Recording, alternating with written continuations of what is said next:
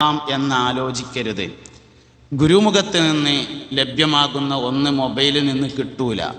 അതുകൊണ്ട് നിങ്ങൾ ഈ സദസ്സിൽ ഉണ്ടാവണം, നിങ്ങൾ വേറെ ഒരിക്കലും പോകരുത്. നമുക്ക് വളരെ കുറഞ്ഞ സമയമുള്ളത്, ഒരുപാട് പൈസ ചിലവാക്കിയിട്ടാണ് ഇത് പറയാൻ വേണ്ടി ഞാൻ ഇവിടെ വന്നിട്ടുള്ളത്. അതുകൊണ്ട് വെള്ളം കുടിക്കുന്നതിൻ്റെ കൂടെ റെക്കോർഡ് ചെയ്യുന്നതിൻ്റെ കൂടെ നമ്മളൊരു സംഘാടകരുടെ ഏറ്റവും പ്രധാനപ്പെട്ട ഒരു വിഷയം എന്താ വെച്ചാൽ, എനിക്ക് മാറണം എന്ന് നമ്മൾ ആരും ആഗ്രഹിക്കുന്നില്ല. അപ്പം ശരിയാണ്, ഇതൊന്നും മറ്റോനോട് പറയണമെന്നാണ് നമ്മൾ ആലോചിക്കുന്നത്. ഒരു പരിപാടിക്ക് നമ്മൾ എവിടെയെങ്കിലും ചെന്നാലേ ചെറുപ്പക്കാർ വന്നിട്ട് പറയും, ഉസ്താദെ വയസ്സന്മാരെ പറ്റി നല്ലോണം ഒന്ന് പറയണം കേട്ടോ പറയും. വയസ്സന്മാർ വന്നിട്ട് പറയും, ഉസ്താദെ കുട്ടികളൊക്കെ കേടുന്നു, ചെറുപ്പക്കാരെ പറ്റി നല്ലോണം ഒന്ന് പറയുണ്ടോ എന്ന് പറയും. ഒരു പള്ളിയിൽ പ്രസംഗിക്കാൻ ചെന്നാൽ കുറച്ച് ആൾക്കാർ വന്നിട്ട് പറയും, ഇവിടെ ഉണ്ട് കുറച്ച് നിസ്കാരക്കാർ, ഓലെ പറ്റിയൊന്ന് പറയുണ്ടോ പറയും. വേറെ ചിലർ വന്നിട്ട് പറയും, നിസ്കരിക്കാത്ത കുറച്ച് ചെങ്ങായും, ആർക്കും അവനാനെ പറ്റി അറിയണ്ടല്ലോ. ഭാര്യമാർ വന്നിട്ട് പറയും, ഭർത്താക്കന്മാരെ പറ്റിയൊന്ന് പറയുണ്ടോ. ഭർത്താക്കന്മാർ പറയും, പെണ്ണുങ്ങളെ പറ്റിയൊന്ന് പറയുണ്ടോ എന്ന്. പുണ്യനബിയുടെ അടുത്ത് സഹാബത്ത് വന്നിട്ട് പറയും, നബിയെ ഞങ്ങളെ പറ്റിയൊന്ന് പറഞ്ഞു തരീന്നാ പറഞ്ഞത്. ഭർത്താക്കന്മാർ വന്നിട്ട്, നബിയെ ഭർത്താവ് തൻ്റെ ഭാര്യയ്ക്ക് ചെയ്തു കൊടുക്കേണ്ട അവകാശങ്ങളെ കുറിച്ച് പറഞ്ഞു തരൂ നബിയേ സല്ലല്ലാഹു അലൈഹി വസല്ലം. ഭാര്യമാര് പുണ്യനബിയുടെ അടുക്കൽ വന്നിട്ട് പറഞ്ഞത്, അള്ളാഹുവിൻ്റെ റസൂലേ, ഒരു ഭാര്യ ഭർത്താവിന് ചെയ്തു കൊടുക്കേണ്ട അവകാശങ്ങളെ കുറിച്ച് ഞങ്ങൾക്കൊന്ന് പറഞ്ഞു തരൂ നബിയേ. ഓലും നമ്മൾ തമ്മിലുള്ള വ്യത്യാസമാണത്. ഓലും നമ്മൾ അബൂ ഹുറൈറ റളിയല്ലാഹു അൻഹു ഒരിക്കൽ മദീനത്തെ മുനാഫിക്കീങ്ങളുടെ പേരൊക്കെ പറഞ്ഞു കൊടുത്തു നബി സല്ലല്ലാഹു അലൈഹി വസല്ലം. ഉമർ ഇബ്നുൽ ഖത്താബ് റളിയല്ലാഹു അൻഹു ആ വിവരം അറിഞ്ഞു. അപ്പോൾ ഉമർ ഖത്താബ് അബൂ ഹുറൈറയുടെ ഒപ്പം കൂടിയിട്ട് ചോദിച്ചു, നിങ്ങൾ ആ ലീസ്റ്റ് ഒന്ന് തരുമോയെന്ന് ചോദിച്ചു. ആ പേരെഴുതി തരില്ലായിരുന്നു. നബി തങ്ങൾ ആർക്കും കൊടുക്കരുത് എന്ന് പറഞ്ഞിട്ടുണ്ട് പറഞ്ഞു. അതിൽ പറഞ്ഞു, തരണ്ട, ഞാനൊന്ന് നോക്കിയിട്ടാണ് തിരിച്ചു തരാം, തരില്ലായിരുന്നു. എന്നാൽ ഒരു ചോദ്യത്തിന് ഉത്തരം ചോദിച്ചോ പറയാറുണ്ടോ, ആ ലീസ്റ്റിൽ എൻ്റെ പേരുണ്ടോ ചോദിച്ചു. ഇല്ലായിരുന്നു. എന്നാൽ എനിക്ക് ആ ലീസ്റ്റ് വേണ്ടായിരുന്നു. നമ്മൾ ലീസ്റ്റ് ചോദിക്കുന്നത് വേറെ ആരൊക്കെ പേരുള്ളതെന്ന് അറിയാനല്ലേ. ഉമർ ഖത്താബ് ലീസ്റ്റ് ചോദിച്ചത് മൂപ്പര പേര് അതിലുണ്ടോയെന്ന് അറിയാൻ. ആരാള്? ഉമറും ഫിൽ ജന്ന ഹബീബുനാ റസൂലുള്ളാഹി. ഉമർ സ്വർഗത്തിലാണെന്ന് മുഹമ്മദ് നബി പറഞ്ഞിട്ടുണ്ട്. സാലിമിനോടൊക്കെയാണ് ആ വർത്താനം പറഞ്ഞിരിക്കണമെങ്കിൽ എന്താവും അവസ്ഥ? സാലിമേ ഇഞ്ച് സ്വർഗത്തിലാന്ന് പറഞ്ഞിരിക്കുകയാണെങ്കിൽ എന്തേക്കാരം എൻ്റെ അവസ്ഥ? നമ്മൾ ആലോചിച്ചോക്കേണ്ട കാര്യമാണല്ലോ അത്. ഉമർ ബിൻ ഖത്താബിനോട് പറഞ്ഞ വർത്താനം സിദ്ദീഖ് റളിയല്ലാഹുവിനോട് അതേ വർത്താനം പറഞ്ഞിട്ടുണ്ട്. സിദ്ദീഖും ഫിൽ ജന്ന, സിദ്ദീഖ് സ്വർഗത്തിലാണെന്ന് മുഹമ്മദ് നബി ഒരു സംഘന പ്രസംഗിച്ചപ്പോ സ്വർഗാവകാശികളുടെ 120 അടയാളങ്ങളെ കുറിച്ച് പറഞ്ഞപ്പോ വാതിലിന്റെ പുറത്ത് നിൽക്കുന്ന സിദ്ദീഖുൽ അക്ബർ ഓടിച്ചെന്നിട്ട് തലട്ടോണ്ട് ചോദിച്ചു, നബിയെ അതിലേതെങ്കിലും ഒന്ന് സാധുവായ സിദ്ദീഖിലുണ്ടോ നബിയെ? അള്ളാന്റെ റസൂല് പറഞ്ഞു, സിദ്ദീഖ് ആ 120 നിങ്ങളിലുണ്ട് സിദ്ദീഖ്. സ്വർഗത്തിന്റെ 8 വാതിലുകൾ തുറന്നു വെച്ച് ഒരേ സമയം മാലാഖമാർ നിന്നുകൊണ്ട് മത്സരിച്ച് മാടി വിളിക്കുന്ന ആളാണ് സയ്യിദുനാ സിദ്ദീഖുൽ അക്ബർ റളിയല്ലാഹു അൻഹു. സിദ്ദീഖ് റളിയല്ലാഹു അൻഹുവിന്റെ പോലെ സ്വർഗത്തിന്റെ 8 വാതിലിലൂടെ കയറാൻ ഒരു ചെറിയ ഐഡിയ ഉണ്ട്.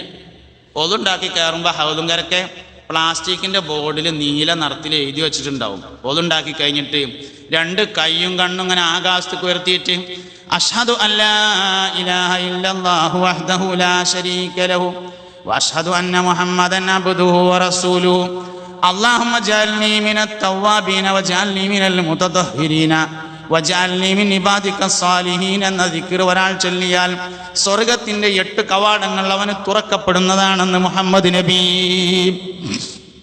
ചെറിയ ചെറിയ കാര്യം കൊണ്ടാണ് വലിയ ദർജ കിട്ടുക. വലിയ ദർജ കിട്ടുന്നത് ചെറിയ ചെറിയ കാര്യങ്ങളാണ്. നമ്മൾ പലപ്പോഴും അശ്രദ്ധരാവാറുള്ളത് ചെറിയ ചെറിയ വിഷയങ്ങളിലാണ്, വളരെ ചെറിയ വിഷയങ്ങളിലാണ്. അതുകൊണ്ട് എപ്പോഴും ശ്രദ്ധിക്കേണ്ടത്, വലിയ വലിയ കാര്യം നമ്മളെല്ലാവരും സൂക്ഷിക്കും, ചെറുതിലുള്ള സൂക്ഷിക്കണം. 10,000 ഉറുപ്പ്യ ഒരു കള്ളൻ്റെ അടുത്ത് കൊടുത്തിട്ട് ഇവിടെ പിടിക്കട്ടെ ഞാൻ മൂത്രമൊഴിച്ച് വരാമെന്ന് പറഞ്ഞാൽ ഓൻ അതിനെ കുറിച്ചാണ് നിൽക്കുക. ആ ചങ്ങായി വന്നിട്ട് വേണം അത് കൊടുത്താണ്ട് എവിടേക്കെങ്കിലും പോകാനും കരുതിയിട്ട് 10 പൈസ സൂക്ഷിക്കാനാണ് ഏറ്റവും കൂടുതൽ തക്കുവ ആവശ്യമുള്ളത്. 10,000 രൂപ സൂക്ഷിക്കാനല്ല കൂടുതൽ തക്കുവ വേണ്ടത്, 10 പൈസ സൂക്ഷിക്കാൻ വലിയ മുത്തഖിയാവണം, എന്നാലേ കഴിയുള്ളൂ എന്നുള്ളതാണ്. അതുകൊണ്ട് ചെറിയ കാര്യങ്ങൾക്കാണ് ഏറ്റവും കൂടുതൽ തക്കുവ വേണ്ടത് എന്ന് നമ്മൾ മനസ്സിലാക്കണം. പലപ്പോഴും നമ്മളിൽ നിന്ന് കൈമോശം വന്നു പോകുന്നത് ചെറിയ കാര്യമാണ്. ബാങ്ക് കൊടുക്കുമ്പോൾ സംസാരിച്ചാൽ ഈമാനുമ തൊട്ട കളിയാണ്.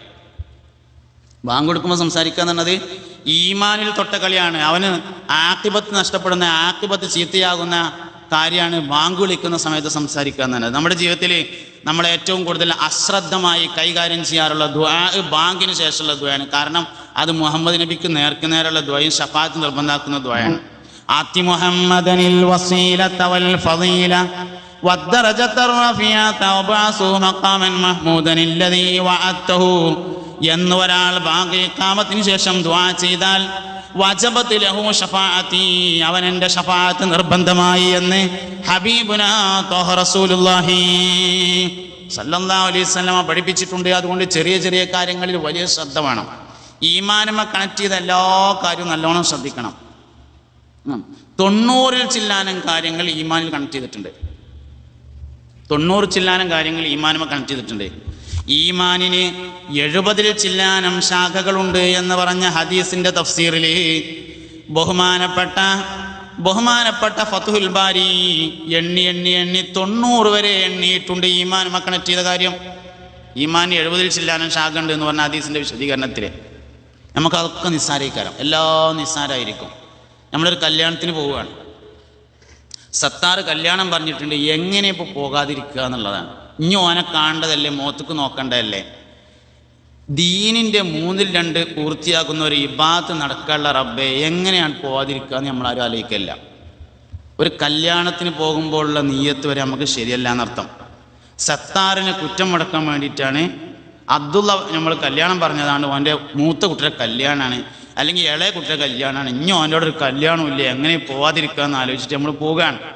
പടച്ചോനെ, ദീനിൻ്റെ 2/3 പൂർത്തിയാക്കുന്ന ഒരു ഇബാദത്താണല്ലോ, പോകാൻ സമയമുണ്ടായിട്ട് ഞാൻ എങ്ങനെ പോകാതിരിക്കും, നിനക്കെന്താ തോന്നാ റബ്ബേ എന്നാലോചിച്ച് ഒരു നിക്കാഹിൻ്റെ സദസ്സിൽ നമ്മളാരും പോകാറില്ല. കാരണം അത് ഈമാനുമായി കണക്റ്റാണ്, നമുക്ക് നിസ്സാരമായിട്ടേ തോന്നുള്ളൂ. മൻ തസവ്വജ ബിംറാത്തിൻ ഫഖദ് അറദ സുലുസൈ ദീനിഹി ഫല്യത്തഖില്ലാഹ ഫിസ്സുലുസിൽ ബാഖി. അങ്ങനെയാണ്. നളാഫത്ത് എന്ന് പറഞ്ഞ വൃത്തി ഈമാനിൽ കണക്റ്റഡ് ആണ്. വൃത്തി ഈമാനുമായി കണക്റ്റഡ് ആണ്. ബാത്റൂം കഴുകാൻ മറ്റൊരാളെ കാത്തു നിൽക്കലാണ് പലപ്പോഴും നമ്മുടെ പതിവ്. കാരണം എന്താ? അത് വേറെ ആരും ചെയ്തോട്ടെ, കാരണം ഈമാനുമായി കണക്റ്റഡ് ആയ വിഷയത്തിൽ നമുക്ക് അത്രേ താല്പര്യം ഉണ്ടാവുള്ളൂ. അതുകൊണ്ട് നിർബന്ധം പിടിച്ച് നമ്മൾ തന്നെ എന്ന് കഴുകണവരാവോ അന്നാണ് നമ്മൾ നല്ല മനുഷ്യന്മാരാകണത്. ഈമാനുമായി കണക്ട് ചെയ്ത എല്ലാ കാര്യങ്ങളിലും വളരെ താല്പര്യം കാണിക്കണം. അന്നദാഫത്തു മിനൽ ഈമാൻ. രാവിലെ എഴുന്നേറ്റ് മുറ്റമടിച്ചു കോരുമ്പോൾ, പാത്രം കഴുകുമ്പോൾ നിയ്യത്ത് വെക്കണം, പടച്ചോനെ ഈമാൻ കൂടുന്ന അമലാണെന്ന് നിന്റെ ഹബീബ് പഠിപ്പിച്ചിട്ടുണ്ട്, അതുകൊണ്ട് എനിക്ക് ഈമാൻ കൂട്ടി തരണേ. ചെറിയ ഇബാദത്ത് കൊണ്ട് വലിയ കാര്യം കിട്ടും. സിദ്ദീഖ് റളിയല്ലാഹു അൻഹുവിന്റെ കൂടെ സ്വർഗത്തിൽ പോവാൻ ഒരു പെട്ടിക്കട നടത്തിയാൽ മതി. ഒരു പെട്ടിക്കട നടത്തിയാൽ, ചെറിയ ചെറിയ സാധനങ്ങൾ വിൽക്കണ ചെറിയ ഒരു തട്ടുകട നടത്തിയാൽ സിദ്ദീഖ് റളിയല്ലാഹു അൻഹുവിന്റെ കൂടെ സ്വർഗത്തിൽ പോവാം. എന്താ? അത്താജിറു സ്വദൂഖുൽ അമീനു മഅൻ നബിയ്യീന വസ്സുദ്ദീഖീന ഹബീബുനാ റസൂലുള്ളാഹി. വിശ്വസ്തനും സത്യസന്ധനുമായ കച്ചവടക്കാരൻ അമ്പിയാക്കളോടും സുദ്ദീഖീങ്ങളോടും ഒപ്പം നാളെ സ്വർഗത്തിലായിരിക്കുമെന്ന് പുണ്യനബി. ഗൗസുൽ-ആദമിന്റെ ഉസ്താദ് കച്ചവടക്കാരനായിരുന്നു. ഗൗസുൽ-ആദമിന്റെ ഏറ്റവും പ്രധാനപ്പെട്ട ഉസ്താദാണ് അബുൽ വഫ റഹ്മത്തുള്ളാഹി അലൈഹി. എല്ലാ കിതാബുകളിലും അബുൽ വഫയെ കുറിച്ച് ഗൗസുൽ-ആദം പറയാറുണ്ട്. എന്ത് കച്ചവടം? ബത്തക്ക കച്ചവടം ചെയ്യുന്ന ആളാണ്. തണ്ണിമത്തൻ റോഡ് സൈഡിലിരുന്ന് വെള്ളക്കച്ചവടം ചെയ്യുന്ന ആളായിരുന്നു അബുൽ വഫ റഹ്മത്തുള്ളാഹി അലൈഹി. അതുകൊണ്ട് സ്വർഗത്ത് പോകാൻ ഒരു കച്ചവടം ഉണ്ടായാൽ മതി. പക്ഷെ എന്ത് വേണം? അത്താജിറു സ്വദൂഖുൽ അമീൻ ആയിരിക്കണം, വിശ്വസ്തനും സത്യസന്ധനും ആയിരിക്കണം. അതിന് നമുക്കൊരു കാര്യം കിട്ടും. വിശ്വസ്തത വേറെയാണ്, സത്യസന്ധത വേറെയാണ്. അല്ലെങ്കിൽ നബി തങ്ങൾ അത് രണ്ടും കൂടിയും പറയാൻ പാടില്ലല്ലോ. വമാ യന്തിഖു അനിൽ ഹവ ഇൻ ഹുവ ഇല്ലാ വഹ്യുൻ യൂഹ. വഹീന്റെ അടിസ്ഥാനത്തിൽ മാത്രം സംസാരിക്കുന്ന നബി തങ്ങൾ രണ്ടും രണ്ടാക്കിയിട്ടുണ്ടെങ്കിൽ രണ്ടും രണ്ട് തന്നെയാണ്. അതുകൊണ്ട് കച്ചവടത്തിൽ വിശ്വസ്തത മാത്രം പോരാ, സത്യസന്ധത മാത്രവും പോരാ. കച്ചവടത്തിൽ വിശ്വസ്തതയും വേണം, സത്യസന്ധതയും വേണം. അപ്പോൾ കറക്റ്റായിരിക്കും. നല്ല ഇബാദത്താണ് കച്ചവടം ചെയ്യാന്നുള്ളത്. ഏറ്റവും നല്ലത് ഏതാണോ ഏറ്റവും കേടുവരാൻ അത് തന്നെ പറ്റും. ഏറ്റവും നല്ലതുകൊണ്ട് വേഗത്തിൽ കേടുവരും ചെയ്യും. മദീന നന്നാവാൻ പറ്റിയ നല്ല സ്ഥലമാണ്. കേടുവരാൻ ഏറ്റവും പറ്റിയ സ്ഥലം തന്നെയാണ് മദീന. ഏതുകൊണ്ടെല്ലാം നന്നാവുമോ അതുകൊണ്ടെല്ലാം കേടുവരാം. ഖുർആൻ നന്നാവാനുള്ളൊരു സാധനമാണ്. ഖുർആൻ കൊണ്ട് കേടെന്നാലോ നിസ്കാരം 3 ഉള്ളൂ എന്ന് കിട്ടും. എല്ലാ സംഗതി അങ്ങനെ തന്നെയാണ്. കേട് ഏറ്റവും നന്നാവാൻ പറ്റുന്ന സാധനം ഉമ്മാനെ കൊണ്ട് ഏറ്റവും നന്നാവാൻ പറ്റും. ഉമ്മാനെ കൊണ്ട് ഏറ്റവും നന്നാവാൻ പറ്റും. കാരണം ഉമ്മാന്റെ കാലിലോട്ട് സ്വർഗമുണ്ട്. അൽ ജന്നത്തു തഹ്ത അഖ്ദാമിൽ ഉമ്മഹാത്ത്. ഉമ്മാന്റെ കാലിന്റെ ചോട്ടിലാണ് സ്വർഗമെന്ന് മുഹമ്മദ് മുസ്തഫ സല്ലല്ലാഹു അലൈഹി വസല്ലമ തങ്ങൾ പഠിപ്പിച്ചിട്ടുണ്ട്.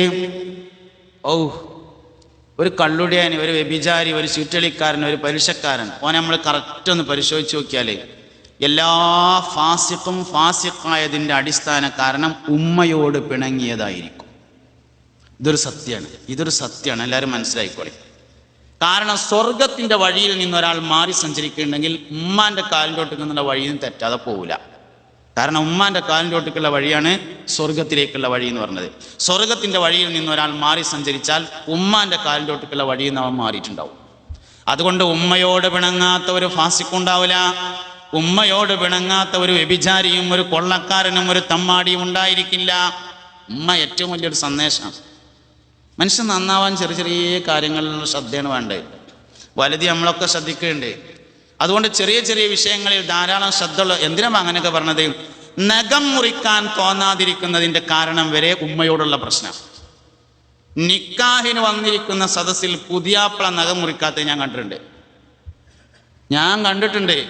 നഖം മുറിക്കാൻ ഒരു മനുഷ്യന് സമയം കിട്ടണില്ല, നേരം കിട്ടണില്ല, അതിന് ഒഴിവില്ല, തോന്നണില്ല. അവൻ്റെ ഉമ്മയും അവനും തമ്മിൽ പ്രശ്നം ഉണ്ടായിരിക്കും, അന്വേഷിച്ചറിയാൻ പറ്റും. കാരണം അത് വലിയൊരു പൈശാചികമായ സ്വഭാവമാണ് നഖം മുറിക്കാൻ തോന്നാതിരിക്കുന്നത്. അത് ഉമ്മയോട് പിണങ്ങിയവനുള്ളതാണ്.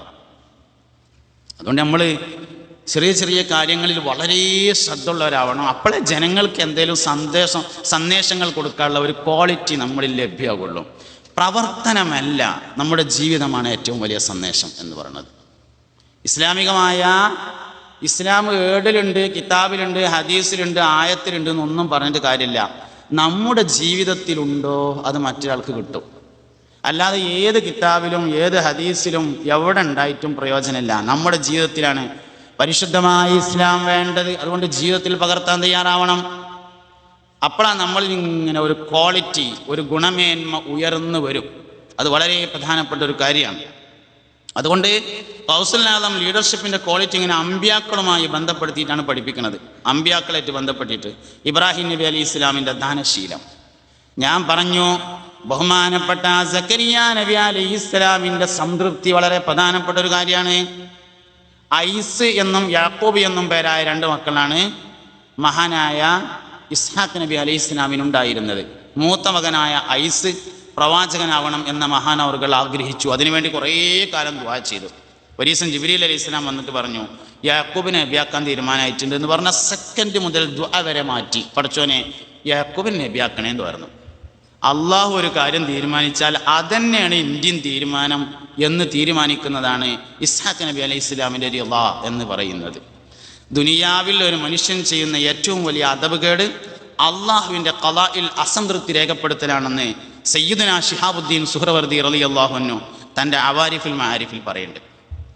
ഒരു മനുഷ്യൻ ചെയ്യുന്ന ഏറ്റവും വലിയ അദബുകേട് അള്ളാഹുവിൻ്റെ തീരുമാനത്തിൽ അസംതൃപ്തി രേഖപ്പെടുത്തലാകുന്നു.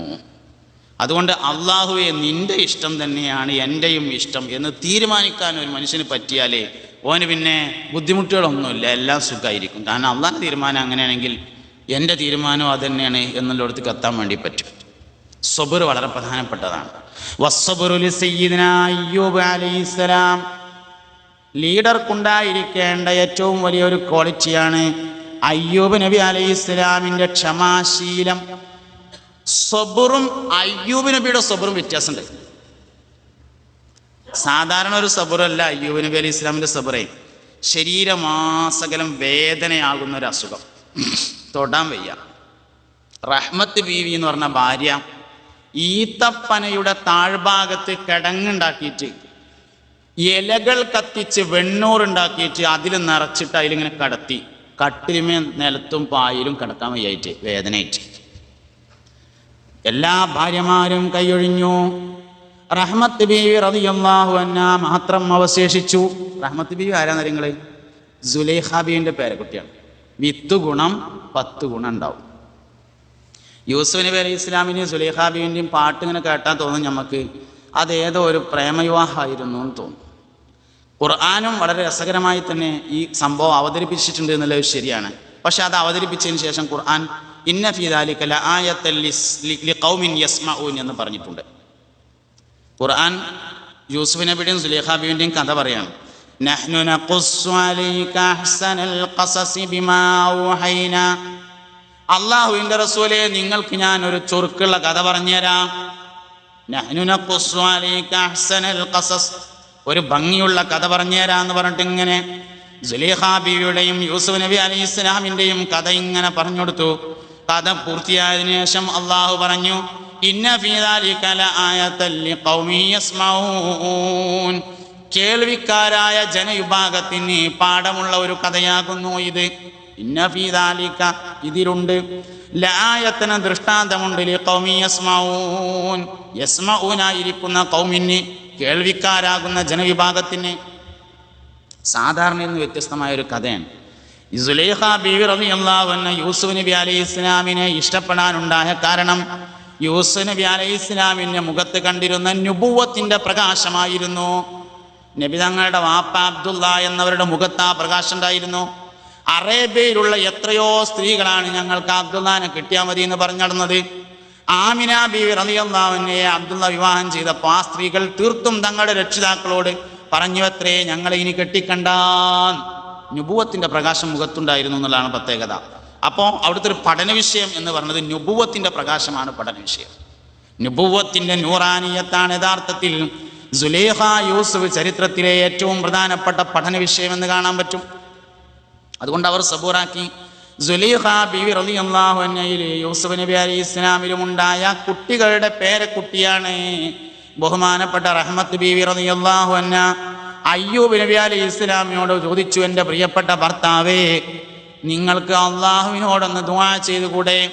നിങ്ങൾ ദുആ ചെയ്താൽ അള്ളാഹു കബൂലാക്കുമല്ലോ എന്ന് പറഞ്ഞപ്പോ അയ്യൂബ് നബി അലൈഹി ഇസ്ലാം റഹ്മത്ത് ബീവിയോട് ചോദിച്ചു, റഹ്മത്തെ, നമ്മൾ എത്ര കൊല്ലം സുഖം അനുഭവിച്ചിട്ടുണ്ട് എന്ന് ചോദിച്ചു. എല്ലാവരും എഴുന്നേറ്റെന്ന്. ലാ ഇലാഹ ഇല്ലല്ലാഹു ലാ ഇലാഹ ഇല്ലല്ലാഹ് ലാ ഇലാഹ ഇല്ലല്ലാഹു മുഹമ്മദുർ റസൂലുള്ളാഹ്. ഇരുന്നോളി. നമുക്കൊരു മുഷ്പേരുണ്ടോന്ന് തോന്നലിങ്ങനെ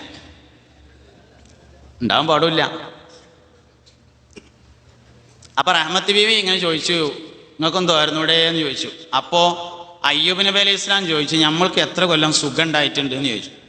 അതിൽ പറഞ്ഞൊരു 80 കൊല്ലം അൽഹംദുലില്ലാഹ് സുഖമായിട്ടുണ്ട് പറഞ്ഞു.